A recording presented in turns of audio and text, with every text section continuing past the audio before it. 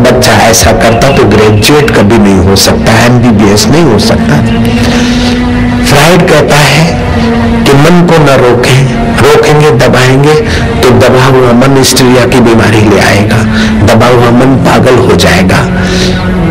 Fried कहता है कि बच्चा जब जन्मता है तो 3 साल की उम्र में उसको काम विकार होता है और अपनी माँ के साथ संभोग करने की उसकी इच्छा होती है। बाप आड़े आता है, इसलिए बच्चे की, बेटे की और बाप की नहीं बनती है। और बच्ची की इच्छा होती है अपने पिता के साथ संभोग करने की, लेकिन माँ आड़े आती है, इसलिए बच्चियां माँ से उनकी नहीं पड़ती है और बच्चों की बाप से नहीं पड़ती है। ये फ्राइड की बात सच्ची है, हम स्वीकार करते हैं कि बाप से बेटे की नहीं पड़ती है और माँ से बेटे की नहीं पड़ती है, लेकिन मनोवैज्ञानिक उल्टा है। जयराम जी की बेटी की माँ से इसलिए नहीं पड़ती है कि बेटी माँ के पास रहती है और माँ उसको समझाती, सिखाती, टोक करती, इसलिए नहीं पड़ती है।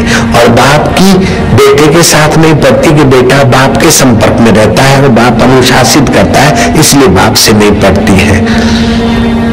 दूसरी बात, फ्राइड की कमजोरी ये है कि फ्राइड जब 7 साल का था तो उसकी खूबसूरत माँ ने दूसरा पति किया था और वो मग्न होकर आपस में काम चेष्टा कर रहे थे, सेक्स कर रहे थे।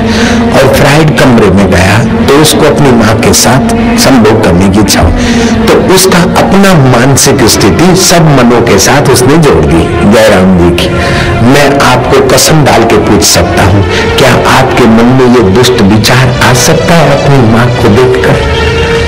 अरे माँ तो बूढ़ी है, आप जवान होते हैं, लेकिन आपकी बेटी, आप 38 साल के हैं और बेटी 18 साल की है, दुल्हन बनी है, सजी धजी है, मेकअप किया है, 14वीं के चांद जैसी लग रही वो देवी। जब बाप से विदाई लेती है तो भाव विभोर होकर बाप के गले लगकर रोती है, बाप की छाती के साथ अपनी छाती लगा देती है, फिर भी बाप के मन में विकार नहीं होता, क्योंकि पुत्री की भावना है, इसलिए बाप के मन में पवित्र भाव रहता है।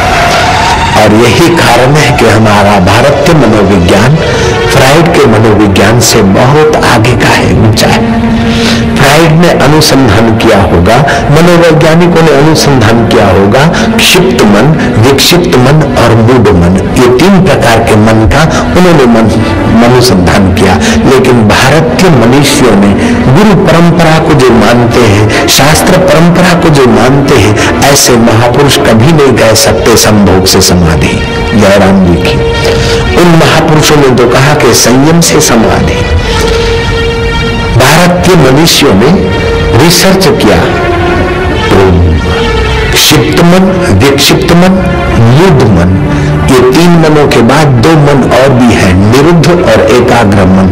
अगर फ्राइड अथवा उनको पढ़ने वाले या प्रचार, धर्म का प्रचार करने वाले आचार्य लोग भारतीय संहिता को पढ़ते तो वो नहीं कह सकते थे कि संभोग से समाधि। जयराम जी की निरुद्ध मन भी है, एकाग्र मन भी है। 3 साल के बच्चे को या 7 साल के बच्चे को, किसी को, अभागे को ये विचार आ सकता है, लेकिन ये विचार आए और उसके अनुसार करने लगो तो सत्यानाश हो जाएगा। विचार को मोड़ने के लिए भारतीय संस्कृति ने बहुत ऊंचे मनोविज्ञान का अनुसंधान किया। भगवान परब्रह्म परमात्मा को नारी रूप में नवाजा है भारतीय संस्कृति ने। लक्ष्मी माता का चित्र, पार्वती माँ का, सरस्वती माँ वीणा पुस्तक धारिणी, या और देवियों का चित्र हाव भाव और यौवन से, स्वास्थ्य से, तंदुरुस्ती और सौंदर्य से सजा धजा है।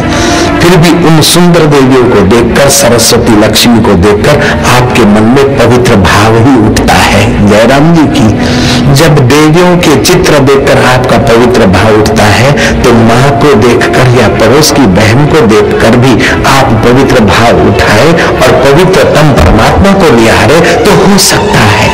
पत्थर की मूर्ति में भगवत भावना करने से गृहिणी की मनोकामनाएं पूरी होती है, तो पति के अंदर परमेश्वर की भावना करने से गृहिणी को मनोवांछित फल मिल जाए, ये भी तो हो सकता है। जयराम जी की कुछ लोग आते मेरे पास, बोले बापूजी शी इज माय मिसेस। मैं बोलता हूँ इम्पॉसिबल।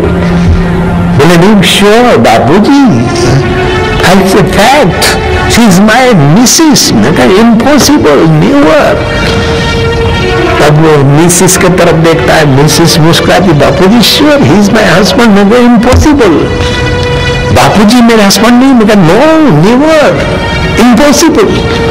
दोनों चकित रह जाते हैं। फिर मैं धीरे से बोलता हूं, अगर तुम्हारी मिसिस और तुम्हारा मिस्टर है तो तुम संत के पास नहीं आ सकते थे। परदेश में शादी होती है तो सेक्स के कारण शादी होती है, भोग की प्रधानता से शादी होती है। और भारत में शादी होती है तो धर्म की प्रधानता से होती है, संयम की प्रधानता से होती है। इसीलिए पति कहता है ये मेरी धर्म पत्नी है। जयराम जी की, she is not Mrs but she is धर्म पत्नी। वो तुम्हारी धर्म पत्नी है और ये तुम्हारा भोगी पुतला, सेक्सी पुतला नहीं, ये तुम्हारा पति देव है। जयराम जी की, जन्म जन्म की वासनाओं को इधर उधर भटकाने की जगह एक जगह नियंत्रित करके संसार का व्यवहार करने के लिए पति है, पत्नी है। एक दूसरे को खड्डे में गिरने से बचाने के लिए एक दूसरे के सहायक है, एक दूसरे के पोषक है, एक दूसरे के रक्षक है। ऐसा नहीं कि शादी कर लिया और सेक्स की मशीन ला दिए और सत्यानाश करके, फ्राइड का संभोग से सत्यानाश करके एड्स की बीमारी का शिकार बनने के लिए शादी नहीं है। अपितु आपके घर में तेजस्वी, ओजस्वी और महान आत्माओं को अवतरित करके सृष्टिकर्ता के इस महान यज्ञ में भागीदार होने के लिए तुम्हारी शादी है। और इस सृष्टिकर्ता की सृष्टि को सुंदर बनाने के लिए आपका गृहस्थी जीवन है। जयराम जी बोलना पड़ेगा। इसीलिए जब शादी होती है तो भावना की जाती है कि कन्या तो साक्षात लक्ष्मी रूपा, वर तो साक्षात नारायण स्वरूप। लक्ष्मी नारायण की भावना करते हैं, लवर लवरी की भावना नहीं करते हैं। जयराम जी की, नजर बदली तो निजारे बदले, किस्ती ने बदले रुख तो किनारे बदले। तो टोपणदास ने अपनी बहू को कहा कि बहू रानी, उम्र तो मेरी 60-65 साल हो गई, मैं तो 40 साल से पूजा करता हूँ, लेकिन 40 साल की बैलगाड़ी दरिया पार नहीं जा सकती है। और तेरी तो 6 महीने की साधना दरिया पार की खबरें देती है। तो आप साधन पद्धति ऐसी सीखो कि आपकी नजर बदल जाए, आपकी दृष्टि बदल जाए। दृष्टि बदली तो सृष्टि बदली, नजर बदली तो निजारे बदले, किस्ती में बदला रंग तो किनारे बदले।